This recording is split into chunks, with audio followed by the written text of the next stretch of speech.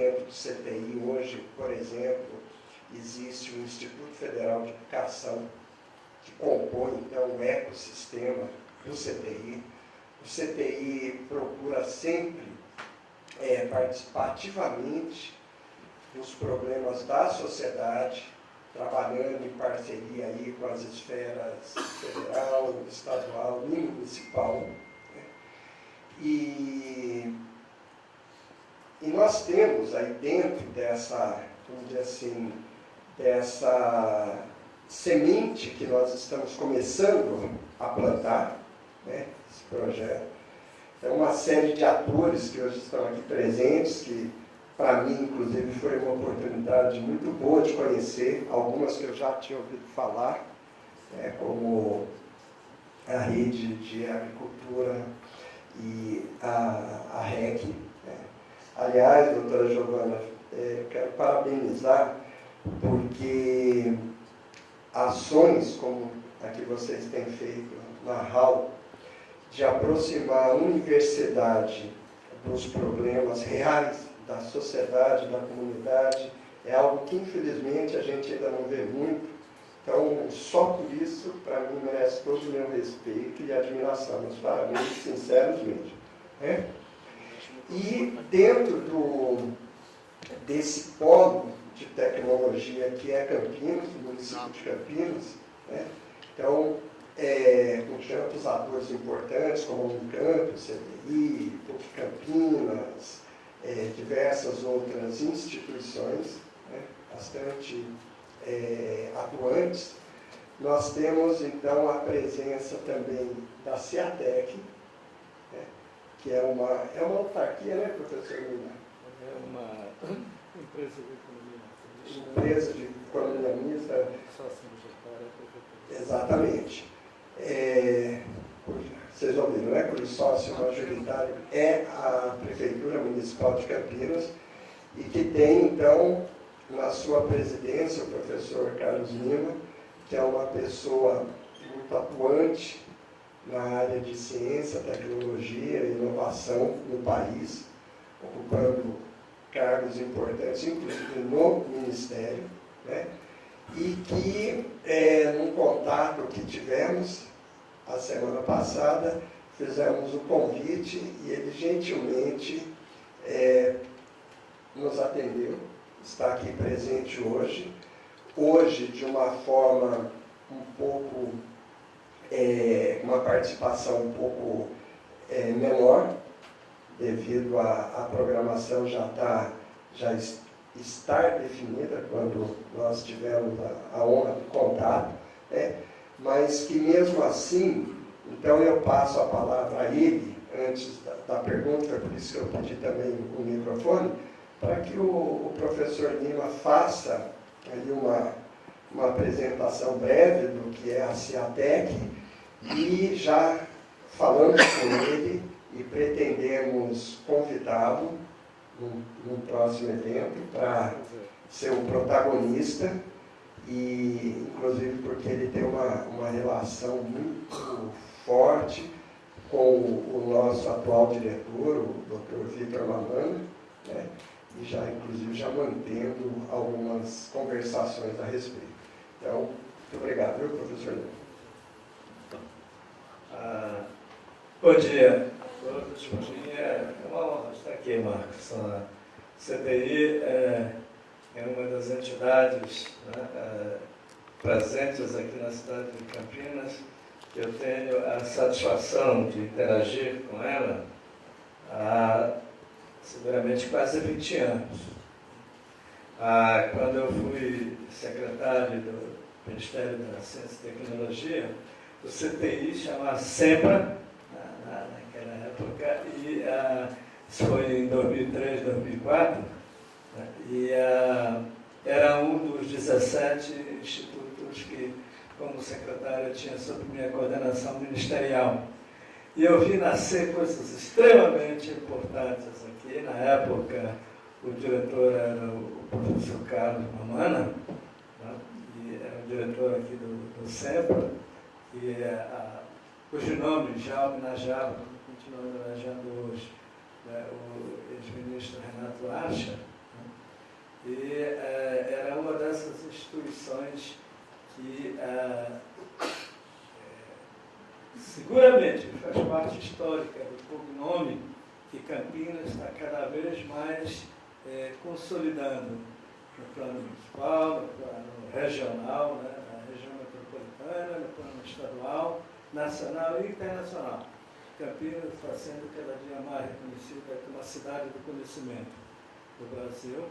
E isso tem uma história antiga, que passa pelo nascimento da CEATEC, há 40 anos atrás. O conceito da Companhia de Desenvolvimento do Polo Tecnológico de Campinas nasceu com a vinda até Campinas de um brasileiro, né, pessoa extremamente relacionada aqui em Campinas, embora não seja campineiro de nascimento, o professor Aldo Vieira da Rosa, professor de Stanford, que viu, né, e participou. Né, Stanford foi a grande universidade mentora, né, e impulsionadora do Vale do Silício, né, e ele teve essa experiência. E seguramente tocado pela oportunidade que ele via nascer, né, ele estava vendo nascer ali, trouxe esse conceito para o Brasil.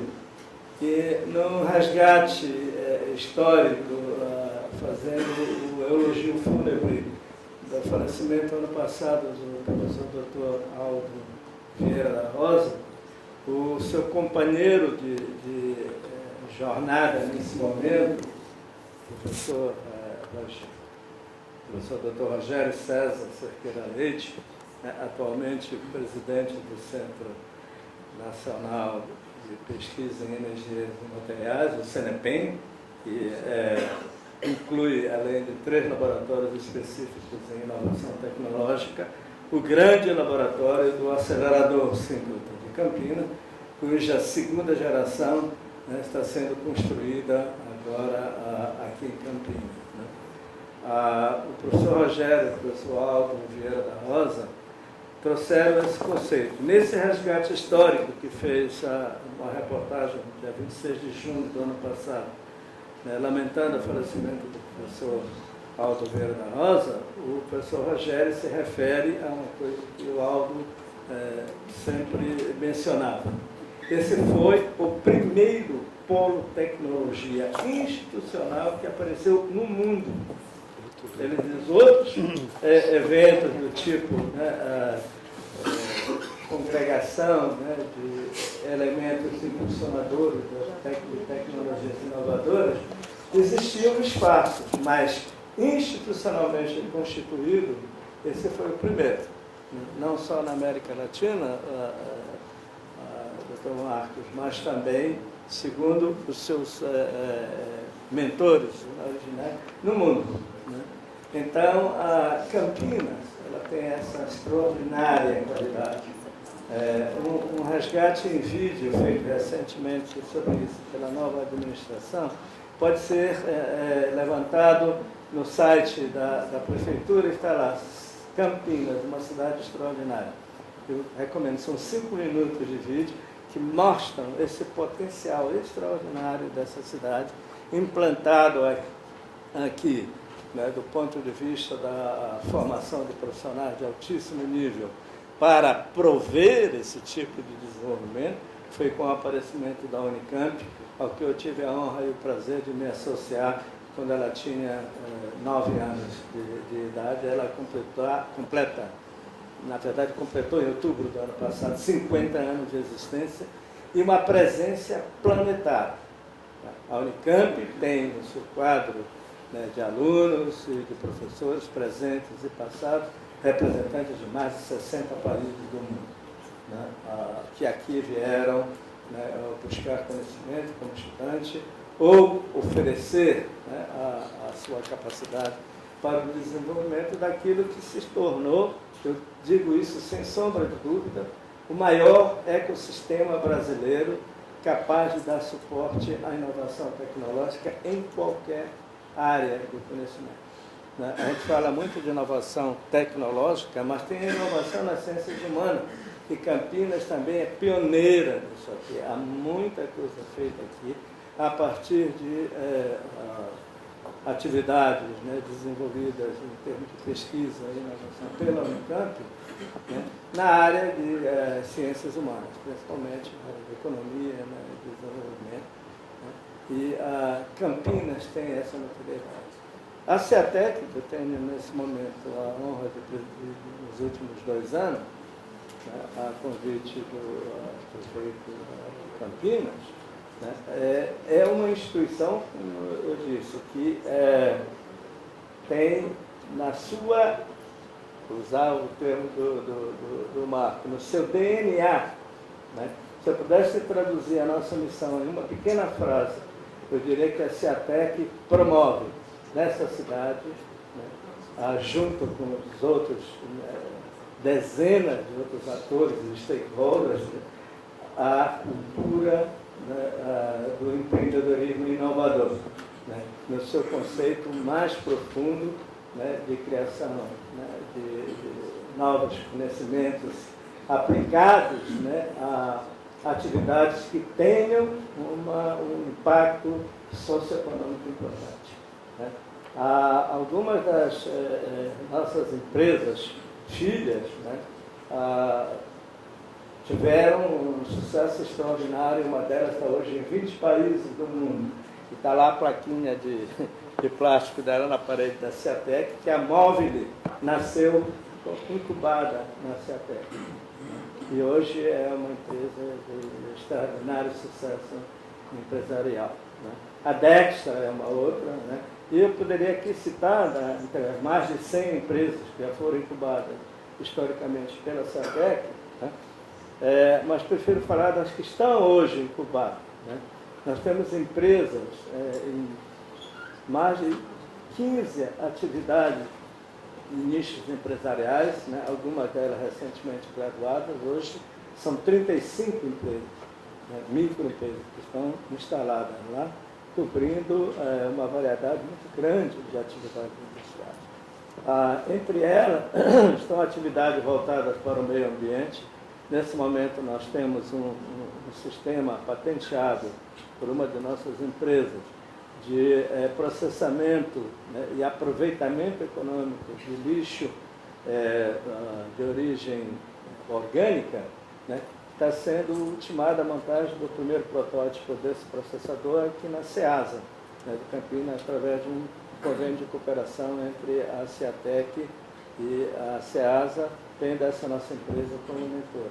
Nós temos uma empresa que desenvolve um processo patenteado, né, e que está agora, né, sendo na última fase de análise exigida pela Anvisa, né, que é para a experimentação em vivo, né, um processo de aceleração de cicatrização da ferida diabética, né, totalmente novo, usando uma tecnologia física que se chama plasma frio. Né. Então, essa irradiação com plasma, ou a colocação na ferida sobre, né, do plasma eletrônico, né, ela acelera a cicatrização da borda da ferida pela aniquilação dos micro-organismos que estão ali e pela estimulação tecidual, né, da recuperação. Então a ferida começa a fechar. Isso já tem, né, demonstração, né, experimental, né, em laboratório com animais, está agora partindo para a fase final de licenciamento pela Anvisa, que é a experimentação em vivo. Eu poderia falar de vários outros exemplos, me vem esse à mente, para singularizar a CEATEC com essa enorme preocupação. Nós temos um critério de seleção que privilegia a abordagem de empresas que se candidatam à incubação na CEATEC. Nós privilegiamos aquela inovação. Né?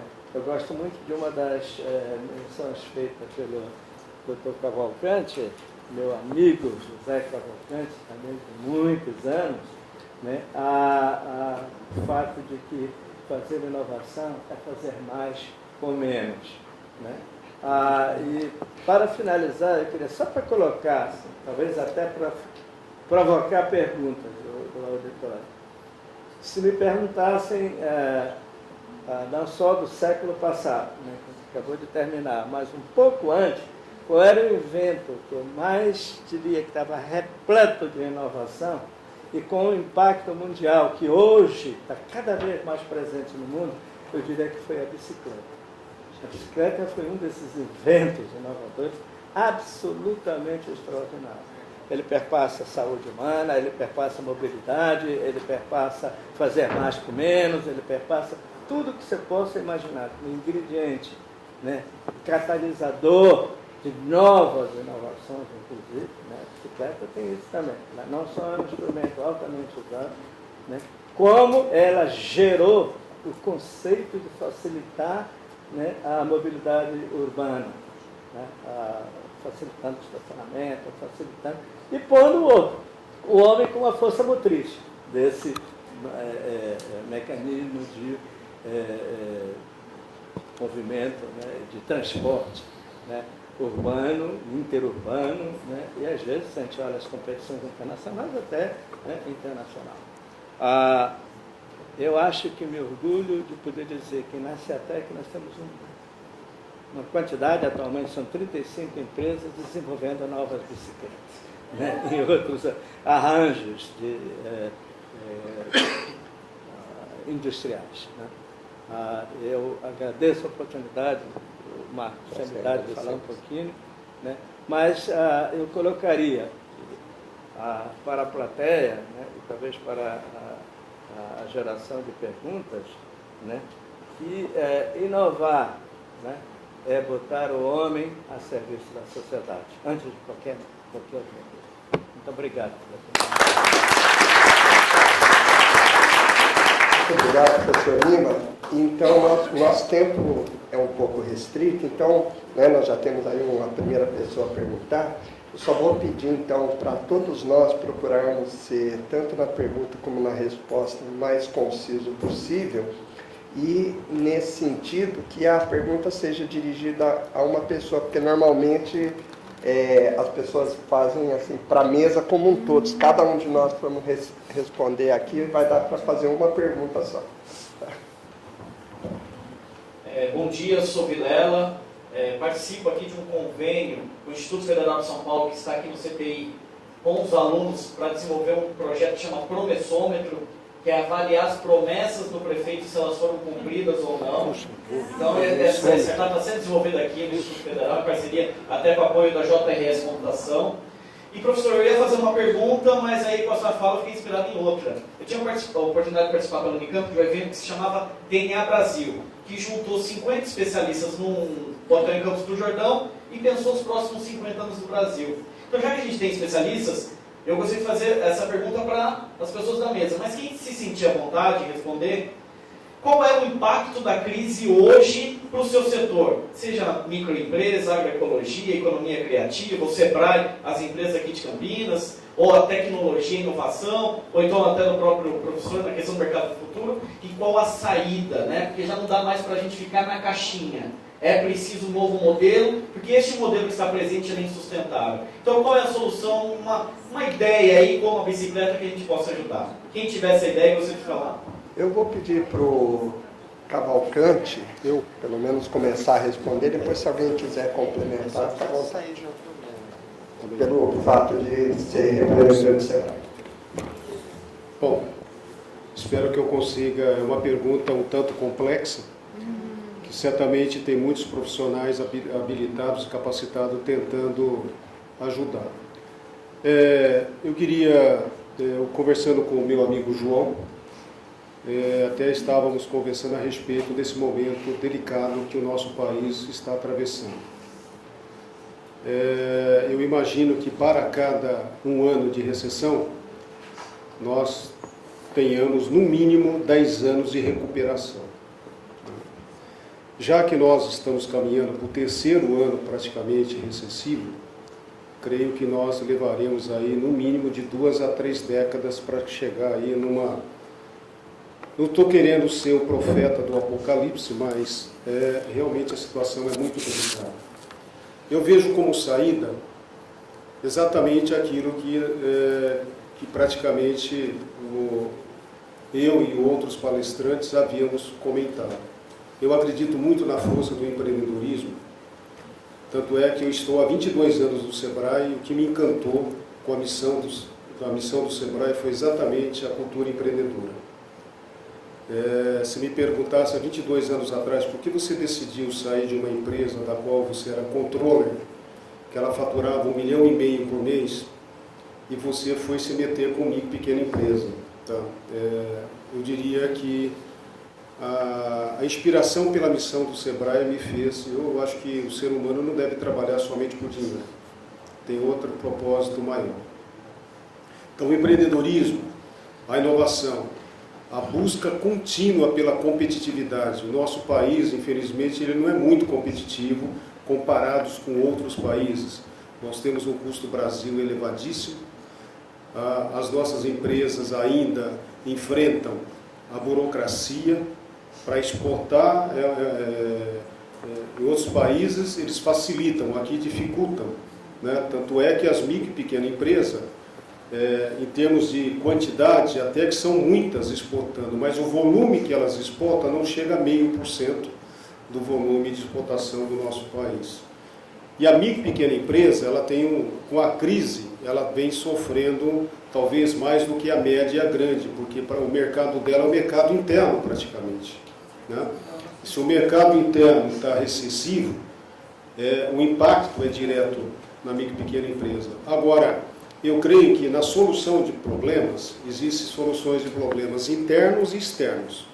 Os problemas internos, da porta para dentro, o empresário, ele tem que buscar alternativas, né? Ele tem que sair da caixa, ele tem que buscar outras formas. Se ele continuar fazendo mais do mesmo, sinceramente, vai ser muito difícil ele sair desse ciclo. Ele tem que buscar outras formas, outros modelos de negócio, melhoria constante de processos, capacitar o seu time, a sua equipe, com novas competências que o momento exige. Me perguntaram qual o remédio para a crise, né, Marcos? Eu vou falar uma coisa, né? O primeiro remédio que você tem que ter é austeridade. Esse termo austeridade, ele serve para qualquer coisa hoje, né, diante da crise.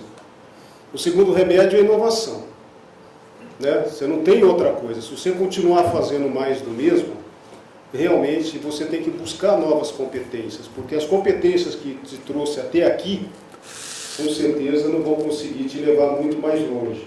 Portanto, você deve adquirir outras competências. E eu acredito também na capacidade do ser humano, né? O ser humano, em momentos de pressão, em momentos de dificuldade, é onde ele se supera. Dizem que nós temos duas formas de aprender, com o amor e com a dor. O aprendizado na dor realmente não é fácil, mas eu acredito que o Brasil, como sou um brasileiro, adoro o meu país, creio que sairemos desse momento mais fortalecidos, sairemos desse momento com um pensamento e com um grande aprendizado de que as coisas precisam ser diferentes. Não sei se eu consegui responder a sua pergunta, mas é o meu pensamento no momento. Obrigado.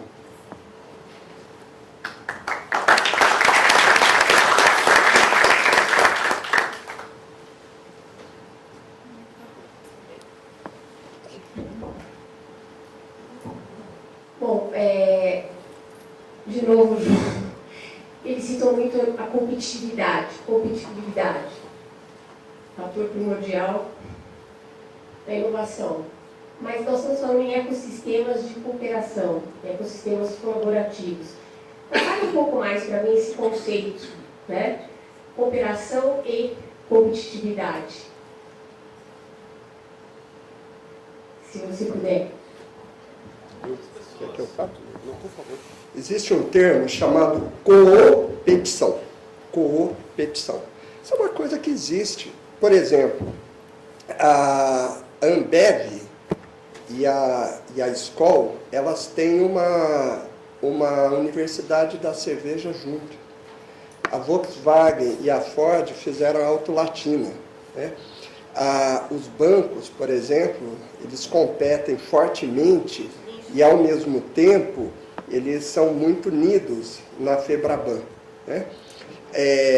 Naquele projeto ABIMO, que eu falei, o projeto piloto, não sei nem se o André já saiu, existiam de 9 empresas, 4 que eram competidoras direto entre si, que era a Ibramed e a KLD, e a WM e aquela outra de Ribeirão Preto lá, Deutronix, acho que era, né? Faziam exatamente o mesmo produto, estavam exatamente na mesma cidade. Então, a questão porque esse termo de competitividade, às vezes, pode trazer assim, algum tipo de incômodo, mas é só a gente olhar um pouco, inclusive, a partir da natureza. A partir da natureza, né? O processo da seleção de espécies é um processo de competição. Mas a competição ela não pode, não deve, nem precisa ser predatória, né? A definição de competitividade, eu vou resumir, que o Cavalcante trouxe, ele trouxe 2, é assim: competitividade é a capacidade que a empresa tem de sobreviver e crescer, não é isso? Exatamente. É isso. Nesse sentido, agora, para isso eu não preciso matar ninguém, eu não preciso fazer acordos ilícitos com o governo, nada disso, entendeu? Então, é isso. Então, no ecossistema, a gente compete naquilo que é para ser competido, né? E se une naquilo que é possível unir, que é possível, né, unir. Você observa que os arranjos colaborativos, existem várias formas de arranjo, um deles chama arranjo produtivo local. E um dos eixos integradores do arranjo produtivo local são quando várias empresas se unem e compartilham recursos, por exemplo, espaço físico, né, como tem aqui, por exemplo, no CTI, normalmente são do mesmo setor. Então, por exemplo, em Amparo, várias malharias, setor de malharia. Em Franca, calçadista. Então, não há nenhum tipo de conflito em relação a isso. Até porque, quando um determinado setor ele se fortalece, vamos dizer assim, a demanda em relação àquele setor também aumenta. Porque a gente tem um raciocínio muito linear da realidade, mas a realidade ela não funciona assim. A realidade ela tem um nível de complexidade que traz uma riqueza muito bonita, né? Então, quando a gente analisa uma determinada situação, a gente faz projeções pensando que aquela situação vai se manter. Então, um exemplo, tem 10 pessoas consumindo e tem 10 empresas fornecendo. Significa que se aparecer uma empresa ou uma crescer, vai haver problema? Não necessariamente, porque pode haver um crescimento no consumo por uma série de fatores, né? Então é isso. Então o ecossistema é trabalhar de maneira inteligente, cooperativa, para fazer com que todos ganhem, todos mesmo. Eu queria abordar a sua pergunta de um outro ponto de vista, né? Crises na economia mundial se sucedem. Há pouco tempo os Estados Unidos estavam aí sem saber, né, como movimentar a maior economia do mundo, né, enquanto a China estava disparada, né, aí dando crescimentos de 2 dígitos, né? Aqui no nosso país, essas crises tiveram a existência no passado, e eu vivi pessoalmente uma que era praticamente uma crise ainda existencial com relação à nossa indústria, né? Eu tive o prazer de realizar aqui em 1987, né, eu estava como assessor do então reitor Paulo Renato, né, da Unicamp, que depois veio se celebrizar como ministro de Educação durante 8 anos, saudoso amigo, eu me preocupava com uma coisa, como um cientista, né, físico, né, voltado já desde a mais tenra idade aí, para que ciência, né, fosse algo que melhorasse a vida, né, dos seres humanos. Eu organizei aqui em Campinas aquilo que se chamou, veja bem, estou falando que é um novo aspecto da crise, né? Se chamou o primeiro encontro estadual de integração universidade-empresa. Porque entre a universidade e a empresa existia um diálogo de surdos, né? O cientista e o tecnólogo, né, desenvolvendo novas vertentes de conhecimento que tinham um potencial, né, de atuação industrial, né? E do outro lado, com bastante naturalidade, no meu entendimento, né, a empresa querendo dizer assim, peraí, mas a novidade aqui, eu já trago lá da matriz, tá, e coloco aqui, né, só que a gente estava sempre atrás, né, sempre instalando aqui novidades tecnológicas que já eram obsoletas lá no país de origem, né.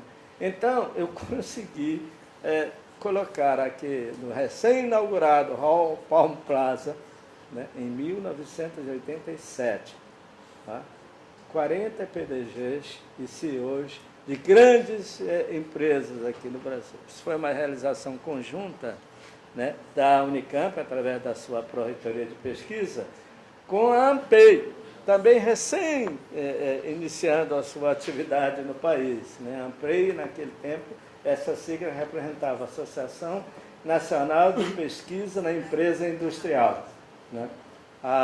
Hoje ela mantém a sigla, mas tem uma abrangência maior.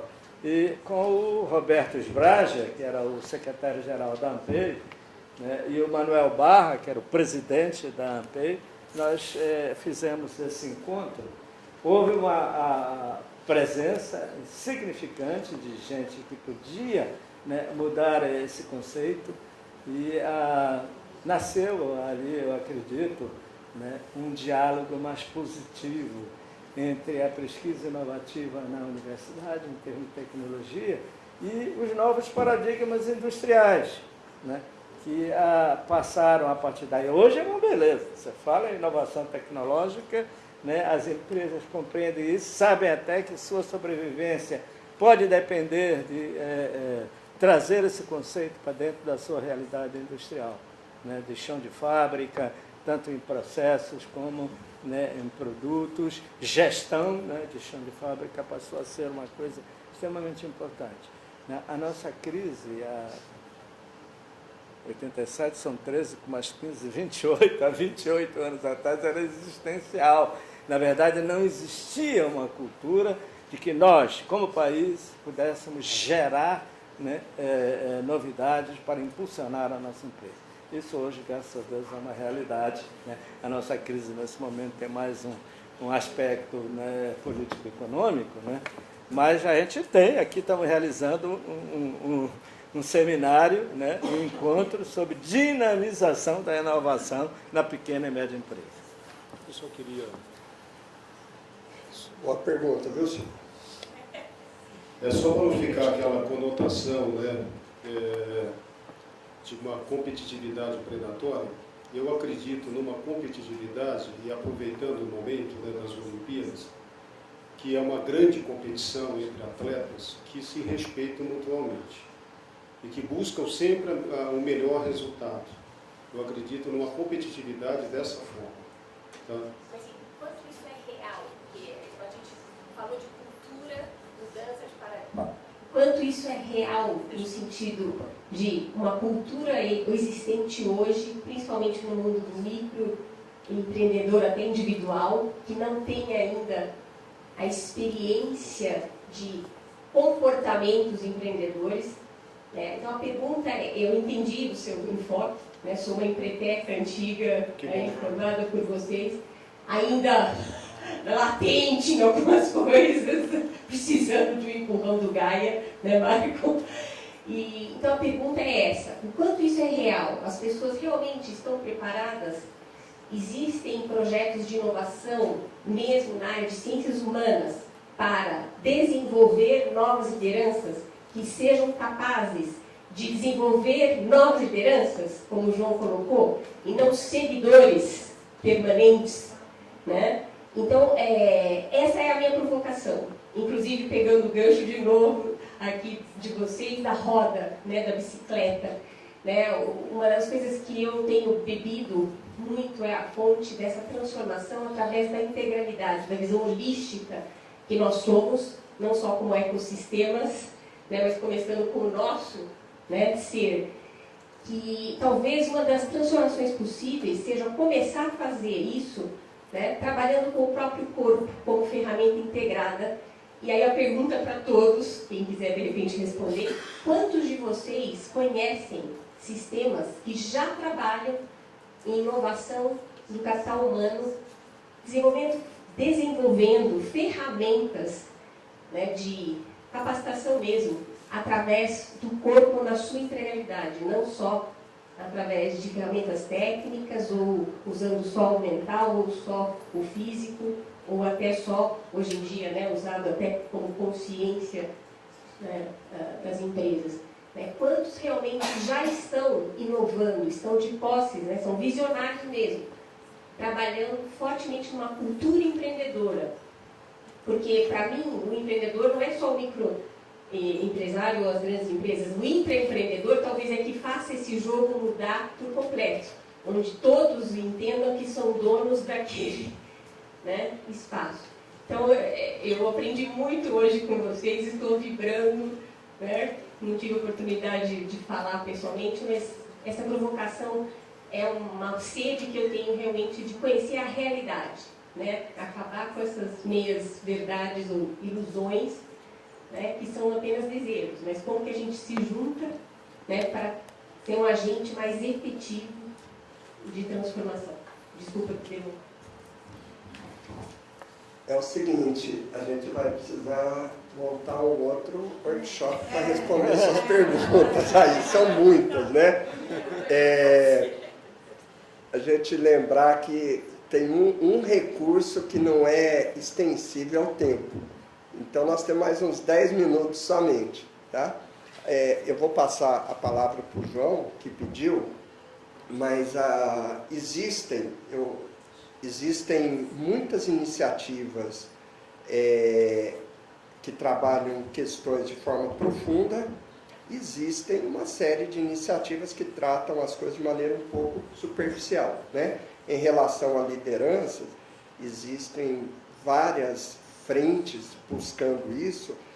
Por exemplo, a Endeavor é um exemplo, o próprio Sebrae, ele trabalha isso aí, existe escola de governo, existe vários. Mas liderança é alguma coisa que nasce de dentro da pessoa. O que pode haver, na minha opinião, é uma lapidação, porque requer atitude, requer a pessoa encarar um objetivo, né, e trabalhar superando os desafios. Até porque não existe absolutamente nada que a gente consiga realizar que não seja com bastante esforço e superação. Então, assim, não é sentado no sofá de casa que a gente faz coisa, não. Seu nome? Silvio.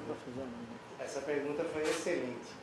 Até porque eu tenho que trazer o case da JRS Computação, mas nós temos desde 2014 um projeto chamado Marketing do Bem. Por sinal, você falou de competitividade, sustentabilidade. E, na verdade, o meu próximo projeto vai se chamar Conceito do Bem. O que é esse conceito? É justamente unir as pessoas e mostrar para elas que elas podem ganhar muito dinheiro fazendo bem para as pessoas. E não é só o bem para a empresa dela, mas é o bem para aqueles mais necessitados. E esse projeto que a gente idealizou em 2014, lá em Jaguariúna, sinal, de novo o convite para vocês. Dia 1º de julho vamos fazer um evento o dia inteiro, de manhã para as mulheres, à tarde para os jovens, e à noite nós vamos trazer pensadores para a gente falar da nossa cidade, da nossa região, do nosso estado e do nosso país, justamente para a gente poder disseminar o que é fazer o bem. E lá eu tenho a grande satisfação de falar para você que esse conceito do bem já está gerando resultados. Um deles é unir as pessoas a eles entenderem o quanto que é importante para elas praticarem o bem na empresa delas, para gerarem líderes do bem, para gerarem pessoas do bem. E o bem traz excelentes resultados. Para você ter uma ideia, nesse último evento que nós fizemos, tem um menino, por sinal, é judoca, lá da Coreia ele está. Fez questão de participar, porque lá da Coreia, através do movimento dele lá, gerou 8 kimonos para pessoas carentes aqui na cidade. Mas não é dar o kimono, né? Porque isso daí a gente vai falar, eu dei dinheiro, ajudei e tal. Né? E a gente, às vezes, nesses últimos anos, tem visto que as pessoas, né, têm dado o peixe, e a gente está vendo que não está dando resultado. Porque as pessoas estão se acomodando, as pessoas são acomodadas, né? E elas não criaram um mecanismo para serem sustentáveis. E esse conceito do marketing do bem é justamente isso. Eu não vou dar o peixe para você. Eu vou te passar conhecimento. Eu vou te passar atitudes empreendedoras, atitudes do bem, atitudes de pessoas que querem vencer. E isso, para você ter uma ideia, tem um projeto lá em Jaguariúna chamado Projeto Lar Feliz. Para vocês terem uma ideia, não sei se todos conhecem, eles só lidam com crianças e adolescentes que foram maltratados pela família, pai drogado e tal. N problemas que de repente talvez não tivessem recuperação perante a nossa sociedade. E lá esses jovens, para você ter uma ideia, estão aprendendo judô, estão fazendo um projeto lindo, até com a universidade lá que nós temos lá, com a faculdade de Jaguariúna, que se chama FAJ, eles criaram um projeto lindo chamado Mão na Massa. Esse projeto Mão na Massa hoje é um dos grandes negócios que sustentam eles. Porém, não era basta, saiu um projeto, fez, vendeu, deu dinheiro, mas e aí? Mas as pessoas estão se qualificando.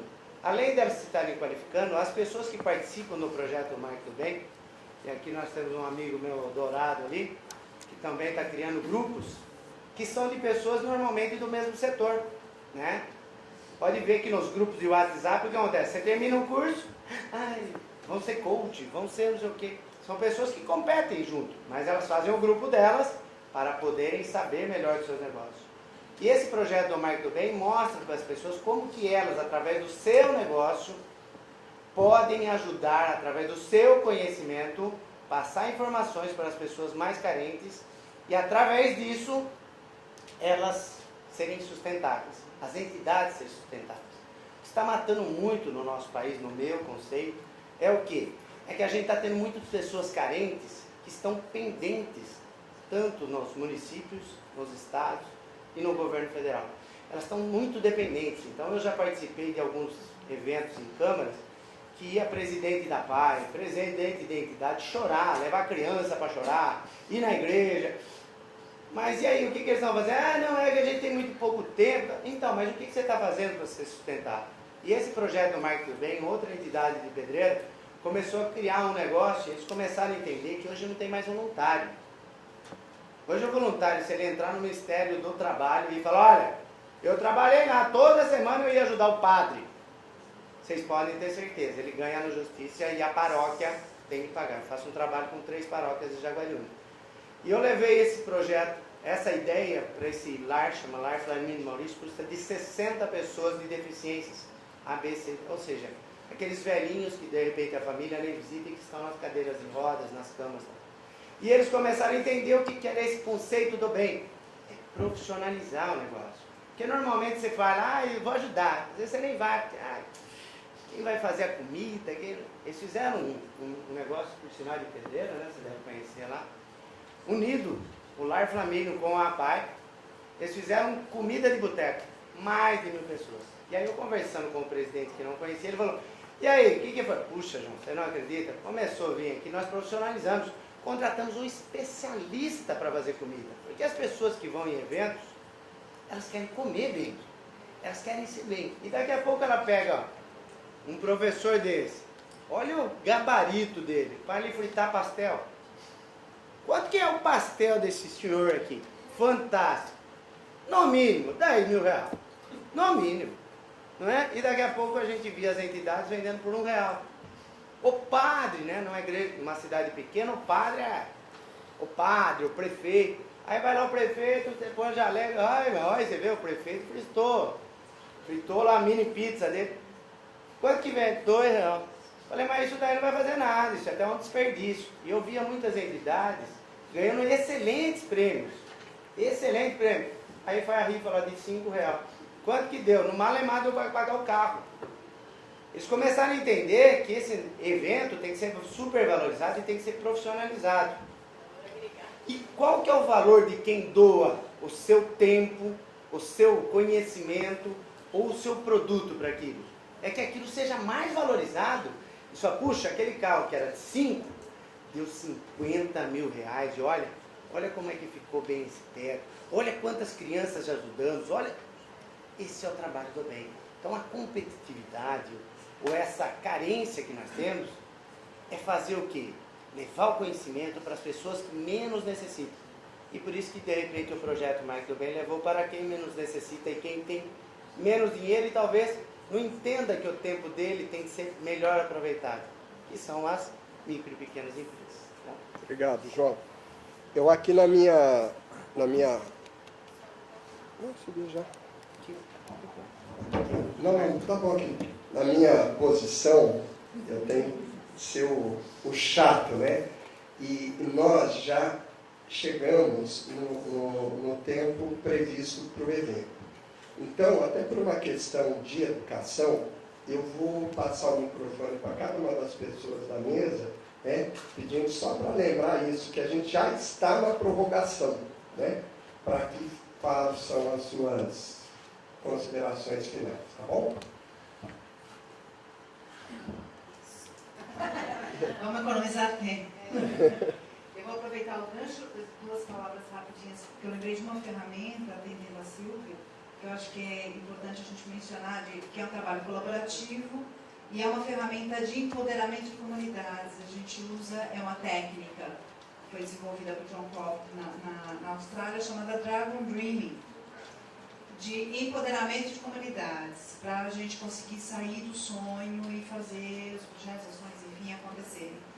É extremamente mobilizador e de sensibilização de comunidades. É uma das ferramentas que a gente tem implantado e utilizado nas nossas atividades, nos nossos cursos.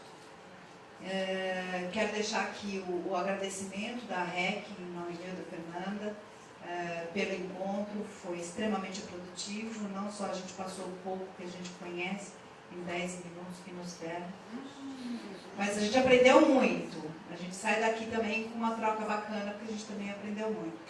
Quiser saber mais, conhecer mais da Rede de Economia Criativa, está tudo disponibilizado no site www.recbrasil.org.br. Também tem uma maneira de entrar em contato com a gente lá dentro do site, clicar lá no contato, mandar mensagem. A gente está no Facebook, enfim, a gente está em todas as mídias sociais. Juntem-se a nós. Obrigada pela oportunidade. Eu também só queria colaborar dentro da área que eu trabalho. A gente tem experiência sempre de trabalhar com a formação de grupos através de metodologias participativas que levam muito em conta as pessoas, né? O desejo das comunidades, o desejo das pessoas, sua biografia, né? Então são coisas que são essenciais e cada vez mais eu acredito que talvez a educação tenha que caminhar também para a formação das pessoas no sentido de elas se conhecerem em vez de ficar só conhecendo o mundo exterior, a matemática, olhando para fora e nunca dando espaço para olhar para dentro. Isso é uma crença minha, né? Mas por trabalhar bastante nessa questão da formação de grupos, no desenvolvimento participativo, endógeno, a gente sabe que isso é fundamental, né? Para que você constitua grupos que realmente sejam sólidos, que consigam trabalhar juntos, que consigam estabelecer objetivos comuns, né, claros, maneiras maduras de lidar com a diferença, né? Então, a gente que trabalha com movimentos sociais, que são naturalmente excluídos da sociedade, a gente tem que ter isso muito forte, porque os grupos têm que ser muito firmes para ter resistência às tempestades, como agora, né? Onde a gente tem uma conjuntura política bastante desfavorável. Então, essas ferramentas participativas e que levam em conta essa heterogeneidade que nós somos, né? Nossas conquistas, biografias, temperamentos e tal são essenciais. Então, isso dentro da agroecologia é uma coisa que a gente busca trabalhar nos grupos. E eu queria só agradecer, então, ao convite e dizer que foi uma manhã muito agradável e obrigada. Bem, falei um pouco com vocês a respeito de empreendedorismo, inovação e competitividade. E se vocês falassem e perguntassem, Cavalcante, qual que é o teu conceito de empreendedorismo, né? Falei tanto eu diria para você que eu vejo um empreendedor, aquele cara que sonha sempre, pensa grande, começa pequeno e cresce rápido. Se tivesse que dar uma receita, seria essa. E também me perguntam, né, qual seria o melhor modelo de gestão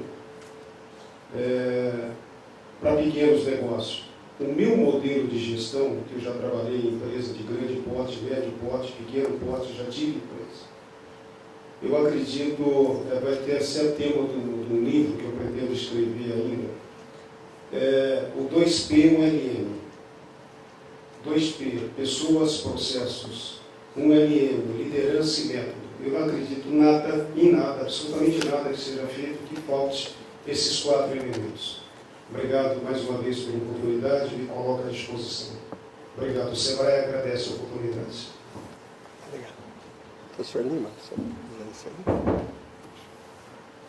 Bem, rapidamente, eu acho que um avanço importante, talvez fugindo um pouquinho do eixo da discussão, um avanço importante com relação à questão da dinamização da pequena e média empresa é a gente atentar para marcos institucionais que são criados. Eu queria chamar a atenção para alguma coisa que foi produto do trabalho insano da toda a comunidade científica, de todos os stakeholders empresariais, né, e institucionais, nos modos mais diversos, que conseguiu uma coisa que foi absolutamente fundamental, vai ter uma repercussão muito grande nessa dinamização de que nós abordamos hoje, que foi a Emenda Constitucional 85. Eu gravei isso na minha memória definitivamente, promulgada no dia 26 de fevereiro do ano passado, pelo Congresso Nacional. Essa Emenda Constitucional 85 modificou a Constituição brasileira para introduzir no capítulo onde estava consignada a pena, né, desenvolvimento científico e tecnológico, para incluir a inovação tecnológica como um capítulo constitucional. Isso cria, a partir dali, obrigações de Estado, né? Programas vão ter que nascer, por exemplo, só para dar um exemplo de um ministério que interfacia diretamente com isso, que é o Ministério da Ciência e Tecnologia, vai fortalecer os programas de inovação tecnológica. Isso vai ter repercussão em projetos e programas do Sebrae, né, da Ciesp e de outras instituições que trabalham em cima e aproveitando esses marcos institucionais. Então, essa emenda, qualquer um pode levantá-la, ver o texto, e se quiser uma avaliação crítica, né, da repercussão disso, a Amprotec, que é uma das mais consignadas associações que trata, né, da pesquisa inovadora nas empresas, né, fez um relato crítico de 9 páginas, né, sobre esse evento. Quer dizer, a consignação da inovação tecnológica como alavanca, né, do desenvolvimento econômico e social, como item da Constituição brasileira, da Constituição Federal. Né. Nessa vertente, agora voltando para o tema, né, de hoje, eu diria que aqui em Campinas e na região metropolitana, dinamizar o processo de formação de microempresas, né, de inovação tecnológica, passa por explorar o ecossistema que está instalado aqui.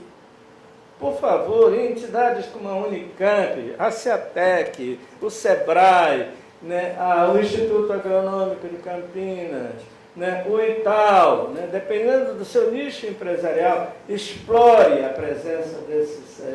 Eu não quero cometer injustiça, tem mais de 30 entidades aqui nessa cidade que estão dispostas a apoiar, né, empreendimentos, a dar esclarecimentos técnicos, né, a respeito de criação de nichos, né, de inovação tecnológica nesses vários sentidos. Né? Explorar essa tech se abre, né, está sempre aberta, né, e eu prometo a vocês, para um melhor conhecimento, eu vou aproveitar a lista de participantes e vou mandar um exemplar do nosso relatório, né, de trabalho para todos os que estiveram aqui. Tá? Muito obrigado pela oportunidade de ter estado aqui. Aproveitando esse momento, informar a todos que desde julho de 2015, o nosso governo do Estado de São Paulo vai obrigar a todos os pequenos, micros e pequenos, os bares, alguma coisa, a mudarem as suas impressoras fiscais para um outro equipamento chamado SAT. Então, se vocês têm amigos que ainda não têm a impressora fiscal, em breve vão precisar. Uma grande inovação tecnológica para eles, então eles vão estar preparando isso daí. E a JRS está criando pela primeira vez um produto para atendê-los, chamado Cloudbox One, www.jrscomputação.com.br. Né? Mas deixando o merchan, vou deixar para vocês uma mensagem, assim como o Cavalcante gosta das frases. Tem uma frase que me marcou muito e que eu acredito demais e que transformou a minha vida como empresário. Se eu ouço, eu esqueço. Se eu vejo, eu me lembro. E se eu faço, eu aprendo. Obrigado, Gaia, obrigado, Marco, pelo convite, obrigado a toda a equipe aí, e muito obrigado. Josué, só um minutinho. Professor Lima, desculpe, eu não podia esquecer de falar uma coisa que é muito importante para as pequenas empresas. A cidade de Campinas tem agora, né, uma ligação direta com a GIUSESP, né, de São Paulo, facilitadora da criação de novas empresas, principalmente microempresas. Então, por favor, a Secretaria de Desenvolvimento Econômico, Social e de Turismo tem o Departamento de Desenvolvimento Econômico que saiu até nos jornais isso. Ela é capaz de criar uma nova empresa em 5 dias, uma coisa que levava 90 dias no mínimo anteriormente, porque ela é um braço, né, da atuação da criação de empresas da JUSEP, a Junta Comercial do Estado de São Paulo, em Campinas. A responsabilidade de fechar o evento, mas assim, estou muito feliz de ter conhecido hoje o professor Lima, uma pessoa que já admiro, aquela turminha dele, que ele tinha uns 35 anos, né? O Rogério Cerqueira Leite, realmente fizeram uma diferença para o Brasil. Eu tive que estudar esse ecossistema aí, nesse estudo que eu fiz de mapeamento, né? Realmente ali tinha inovação, né? Conceitos de capitalismo não linear, negócios realmente de profissional. Bom, então eu vejo o terreno muito fértil, esses ecossistemas que estão se reunindo, se articulando. Eu vejo que a velocidade, o olhar do observador, né, altera o fenômeno, é uma lei da física, isso, acho que é a segunda lei da termodinâmica, alguma coisa assim, né, que é a física quântica. Então eu não vejo uma coisa assim tão de longo prazo. Eu vejo essa crise vai ser rapidamente superada, justamente por estar um terreno muito fértil para poder... é inovação e eu vejo a solução no micro e no pequeno empreendedor. E falar do bem também é uma coisa muito legal, porque parece uma coisa meio piegas, né? Falar do bem, mas realmente eu acho que é um tema. Então quem quiser assistir um vídeo, empreendedorismodobem.com.br, põe lá no seu aceleradora, o nome da aceleradora, mas tem um vídeo no YouTube, Empreendedorismo do Bem, tem um vídeo de 3 minutos que sintetiza o espírito do que é ser um empreendedor do bem, que é buscar inovação e que realmente está comprometido com o outro também, né? Tem esse lado da empatia muito forte, que não adianta eu ganhar dinheiro se o outro está lá diminuído. Então, é nesse sentido. Então, agradeço ao Marco mais uma vez e assisto os vídeos. Antes de eu falar minhas palavras finais, quero saber se o Newton quer falar alguma coisa. Só de conclusão, só. Tá. Adileia. Só aproveitando, vocês sabem que qualquer coisa depende do trabalho. Realizar qualquer coisa depende do trabalho de muita gente, né? E eu estou aqui numa posição até um pouco maior de protagonismo, mas esse evento aqui, essas duas pessoas que eu falei, são os maiores responsáveis pela organização do evento, assim como a Adriana, a Giovana. Eu peço uma salva de palmas a eles.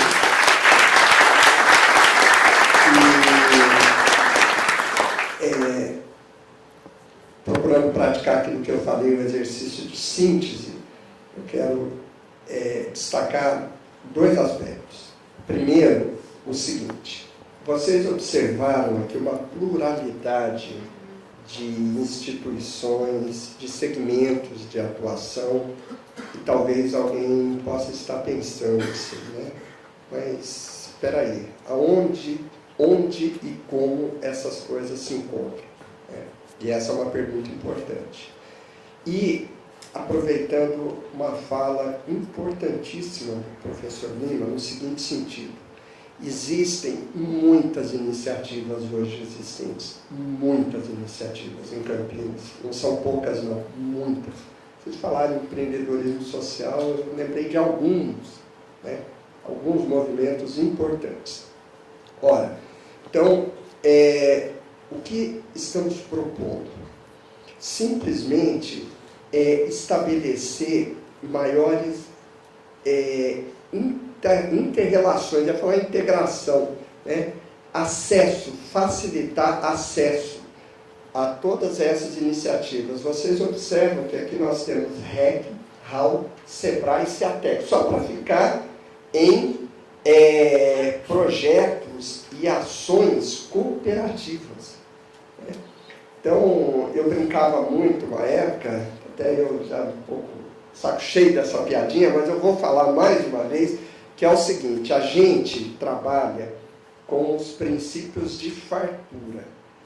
A fartura no sentido que tem tantas iniciativas existentes e também fartura no sentido de que farta algumas coisas. Então, nós estamos trabalhando no sentido de prover aquilo que está fartando. A última coisa que eu quero na minha vida é reinventar a roda, é ser redundante. Não temos tempo para isso. Os desafios são muito grandes. Então, como que nós construímos os nossos projetos coletivos? Não foram um nem dois, a gente fez vários. É exatamente trabalhando junto, caminhando, e no caminhar as coisas vão ganhando forma, e à medida que essas formas vão se apresentando, a gente direciona com todos esses cuidados que o Cavalcante falou agora, de procedimentar, estabelecer objetivos, lideranças, etc. E a nossa primeira abordagem é a seguinte: nós vamos trabalhar com 2 ecossistemas. Então, só para contextualizar e finalizar, assim, que a gente não é tão maluco como parece. É um pouco, mas não é tanto assim também não. Tá? Como que nós conseguimos criar algo cooperativo? Só existe uma maneira: quando há algum eixo em comum, que nós chamamos então de eixo integrador. Então, dentro de um eixo integrador, a gente coordena ações sinérgicas e simbióticas. Né? Então, um ecossistema tem como eixo integrador empresas de base tecnológica. Então, empresas de pequeno porte de base tecnológica. Nesse sentido, por exemplo, a SEATEC poderá ter um papel importante. O segundo eixo integrador é o de microempreendimentos em geral. Então, um é empresa de pequeno porte de base tecnológica. O segundo eixo, microempreendimentos de maneira geral. Pode ser, por exemplo, na área da economia criativa, na área da agricultura orgânica, serviços, o que wherever, como diriam nossos amigos americanos. E nesse segundo eixo integrador, nós temos, então, uma parceria, já que estão falando tanto, né, do DEM, que é o importante. Então, é uma unidade beneficente denominada UBEM, Unidade Beneficente Estrela da Manhã, que tem um projeto de apoio à geração de renda. Então, é isso. Assim, a nossa primeira abordagem é dessa maneira, tá? E com isso, nós vamos promover outros eventos, inclusive em data oportuna, possivelmente em maio, nós não estamos ainda definidos, né, Nil? Então nós teremos aí sim um workshop de um dia todo, aí bem estruturado para sair com objetivos, definição de ações responsáveis e etc.